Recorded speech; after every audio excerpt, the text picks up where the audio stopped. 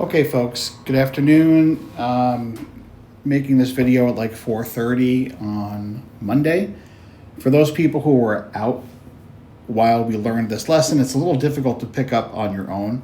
I'm not sure if I'm going to do the whole packet. I'll probably do 2 lessons of each or 2 examples of each kind, in addition to showing you the parent functions. And I'll ask you to go to the website to look at the completed answer packet, because you'll have 2 fully worked out examples to figure out what to do. So the first part here is where we're going to be graphing 2 new functions, tangent and cotangent. Okay, so what we need to do before we learn how to graph any new type of function is look at what we call the parent function. And without going into a big to-do about where the values come from, I'm just going to tell you that the key points on the graph for tangent and cotangent, they're highlighted here in gray. These are the key values. So it turns out that the tangent of negative pi over 2 is undefined. The tangent of negative pi over 4 is -1, and so on. And this behavior just repeats itself over and over again. Now, everywhere the function is undefined, we're going to have a vertical asymptote. So we're going to put those in at negative pi over 2 and pi over 2. I'm just doing the gray values for now. And at pi over 4, the y value is -1. At 0, the value is 0. And at pi over 4, the value is 1. And what you end up getting is this graph that kind of looks like, I don't know, you can see what it looks like. It's this always increasing function. And because this pattern goes on and on, it repeats over and over. Going back to the table, 3 pi over 4 is -1, pi is 0, 5 pi over 4 is 1, 3 pi over 2 is undefined. These values come from your table and the unit circle.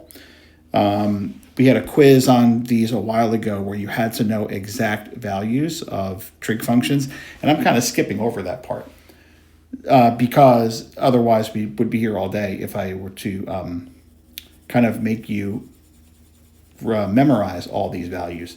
So what I'm highlighting here in blue is one period of the tangent function. And down below there are some questions. For example, what is the period of this function? Notice that it begins at pi over 2 and it ends at pi over 2. So how wide is that? If I subtract the 2 values from each other, it turns out that the period for this function is pi. Now this is different than sine and cosine, because sine and cosine have periods of 2 pi. The key points from the center line, what that means is how far apart are these key points right here from the middle of the graph, which I'm going to define as being kind of like our vertical shift or our midline. It's very similar. So how far away are these key points? It looks like they're 1 unit away. 1 unit above and 1 unit below. This is going to be controlled by A in the future when we do some more abstract problems. The next question says, what are the equations of the asymptotes? Well, we learned that before. This is x equals negative pi over 2 and pi over 2, and there's a bunch of them. Therefore, the domain, which we've been used to seeing as like all real numbers, you started to see with secant and cosecant, when you have asymptotes, these are places where the function is not defined, and therefore they have to be taken out of the domain. So I'm just going to say x cannot be any place where we have an asymptote, because these points are not part of our domain. And our range is all real numbers. All the y values on this graph are covered by the function, right? This goes infinitely up and infinitely down. So all real numbers are covered by the graph. I'm going to skip the second page because I want to do an example of tangent with you. What happens when we modify this function? Now, I've put a lot of directions on here, and I'm not going to read these kind of directly with you, but I'm just going to rather walk you through how to do these problems. So hopefully you'll remember from sine and cosine graphing that we have an A, a B, a C, and a D. The stretching factor is going to be controlled by A. The period, where we're normally used to seeing 2 pi over b, because the period for tangent is pi, we're now going to use the calculation pi over b. The increment will continue to be our period divided by 4, because just like sine and cosine, we have 1 key point, the asymptote, 2 key points, 3, 4, and 5. So there's 4 separate regions for a total of 5 key points. So when I do this, my increment's going to be pi over 4. My vertical shift will continue to be d. Now there's no mention of a horizontal shift, and I'm going to explain why in just a second. So let's see if we can do some basic analysis before we do the harder part. So a on this function is 2. The period is pi over b. Well, that's pi over pi. This is 1. Increment is the period divided by 4. That's 1/4. And the vertical shift is d, that is -1. Now, to find the equations of the asymptotes, you're going to take this part of the equation and you're going to set it equal to this asymptote right here, the negative pi over 2 asymptote. Here's what we're going to do. We're going to say pi x minus pi equals negative pi over 2. And we're going to solve this for x. So what do I have to do? I have to add over pi. And I get pi x equals, what is negative pi over 2 plus pi? Remember that 2 pi is like pi over 2. If you want to add fractions together, they have to have the same denominator. So I get negative pi plus 2 pi, which is pi, over 2. And to solve for x, I'm just going to divide by pi or multiply by 1 over pi. And that is 1/2. This is the location of my first asymptote, 1/2. Not really worried about the second part of my second asymptote because it will be revealed to me when I work this out. Here's what I mean. Here's what you're going to do, right? So you're going to lay down your labeling of the axis. Let me do purple here. So my increment is going to be 1/4. This means if my first asymptote is at 1/2, then what is 1/2? Isn't that 2/4 or 2 increments over? That's my first asymptote. To find my second asymptote, I'm just going to count 3 black lines. This will be the first point, the second point, the third point of my tangent function, and my fourth one after that will be another asymptote. Like so. Okay, so what is that location, by the way? This is 1/4, 2/4, 3, 4, 5, 6 pi over 4, which is, 6 over 4, not pi. 6 over 4, which is 3 over 2. And now I've got the equation for both of my asymptotes. And to fill in the rest of the graph, your central point, if I go back to the first one, your central point is just at the level of the vertical shift. This one has a vertical shift of -1. So my central point will be at -1. And the stretching factor is 2. So my first point will be 2 units below, and my second one will be 2 units above. And I graph the function, like so. Okay, and that is how we graph tangent. It's an always increasing function, tangent is, and that's pretty much what you have to do. Most people find that these parts are easy. they typically don't like finding the equation of the asymptotes. That's the thing that makes this more difficult. And I'll just remind you to remember the shape for tangent. It's always increasing unless the graph is flipped. If you see a negative number in front, that's going to flip it, and it will then be kind of always decreasing. Let's do another tangent one. We're going to skip a page ahead. And this is the other one we did in class when we took the notes. So here we go. Let's see what we can do. Our stretching factor is A. It's going to be 2 with a flip. That value is negative. So now I'm anticipating when I draw this later, it's going to be upside down. The period is pi over b. That's pi over 2. My increment is the period over 4, and that's pi over 8. Don't worry about these numbers here. Okay. The vertical shift is at the end. It is 1. And let's find the equation of our first asymptote. We're going to set the argument, 2x minus pi, equal to negative pi over 2. That's very similar to the previous one. If I add pi, I get 2x equals pi over 2. That's x, not pi. Sorry. 2x equals pi over 2. If I divide by 2, I get pi over 4 is my first asymptote. So let's map this out. My increment is pi over 8. That means pi over 4 is the second increment over. It's 2 pi over 8. I count 1, 2, 3. My next point is another asymptote. And let's count 1, 2, 3, 4, 5, 6 pi over 8, which is going to reduce to 3 pi over 4.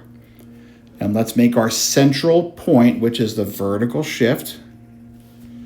And the other points will be 2 above and 2 below. Now, ordinarily, I'd go 2 up on the right and 2 down on the left, but this graph is flipped. So it's 2 up on the left and 2 down on the right.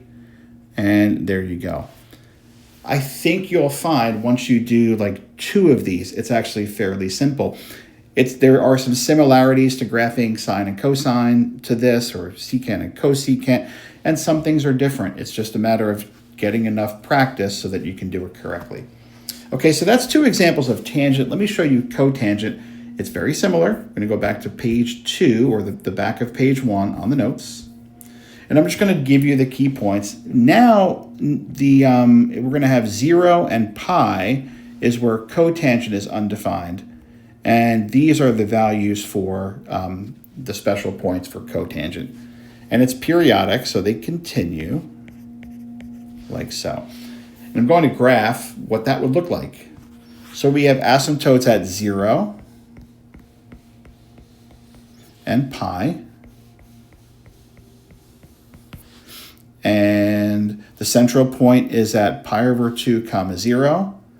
Pi over 4 is 1. 3 pi over 4 is negative 1. So you have this happening. It actually looks the same. It actually looks flipped compared to a tangent. But the period is still stretching from 0 to pi. So my period is still pi. And of course, this continues on and on. You can do as many periods as you want. But the one on the left is 1 full period of cotangent. So we basically are going to do these the same. And believe it or not, I find these to be easier to do than tangent, because now what is our asymptote? Our first asymptote is 0. So when I want to find my asymptote, I'm going to set things equal to 0 rather than negative pi over 2, which is actually a little bit easier to do. So I'm going to just kind of quickly run through this. The period is pi. This stuff is basically the same. The key points are 1 unit away from the center line. As you can see, they're 1 away. That will change if there's a coefficient in front. The equations of the asymptotes are now 0 and pi, ... Therefore, the domain is x cannot be 0 or pi, ... And the range is all reals. So this should be your basic picture, the one in blue. Asymptotes at 0 and pi, and then decreasing all day, right? So let's look at an example. We'll do 2 of these and we'll wrap this up. Okay, there's directions here. It's like a little walkthrough. You can use this if you want to, but I'm just gonna do it. Okay, so let's do the easy parts. Stretching factor is A, 3. Period, pi over 8. That is 8. The increment is that period divided by 4. That is 2. And my vertical shift is -2. I think most of you could do that very easily. The only thing to do is to find the equation of an asymptote. So I'm going to set pi over 8x minus pi over 2 equal to 0. And I'm going to solve for x. So I add pi over 2 to both sides, and I'm going to divide by pi over 8.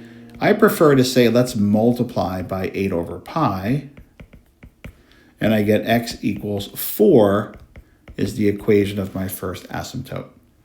So my increment is 2, and my asymptote occurs at 4. I'm going to reserve 3 spots for the graph, and the 4th one after that is another asymptote. So that's 2, 4, 6, 8, 10, 12. Some people in class noticed if you have an asymptote at 4 and the period is 8, well, it should end 8 units later at 12, which is a very astute observation. The vertical shift is -2. That's my central point.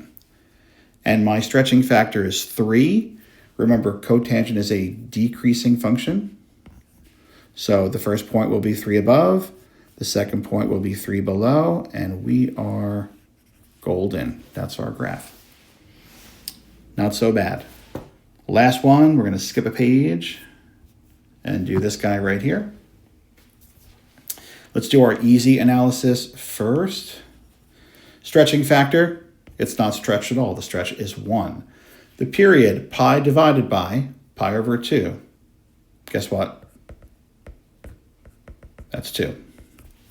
If the period is 2, the increment is 2 over 4. That's a half. And the vertical shift is -1. All right, so where are the asymptotes? Pi over 2x minus pi equals, for cotangent, we set equal to 0. Remember, for tangent, set equal to -pi over 2.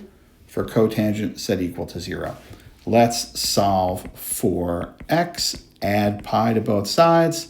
Divide by pi over 2, or multiply by 2 over pi. X is 2. But keep in mind your increment is 1/2. So this is 1/2. 1/2, 1. 1.5, 2. That's where I'm going to start the graph right here. That's my first asymptote. Asymptote 1, 2, 3. Another asymptote. And that should be 4, but let's just see. 1/2, 1. 1.5, 2. 2.5, 3. 3.5, 4. Other asymptote is at x equals 4. X equals 2. X equals 4. Quick check. First asymptote plus the period equals the second asymptote. We're good. Vertical shift, -1. That's the location of my central point. And it's going to be 1 above and 1 below, creating a decreasing function. And that is it. Okay, so if you missed class, that's what you missed. We did the first day of notes. We did these examples exactly, a little bit slower. Hopefully you've been pausing the video a little bit. And I think we did for homework or, in class the next day, we did these practice problems. These practice problems are completed on the website. You should go and check them with what I've done. Okay, I'm going to end the video here. Thank you for your time and attention, and we'll talk to you soon.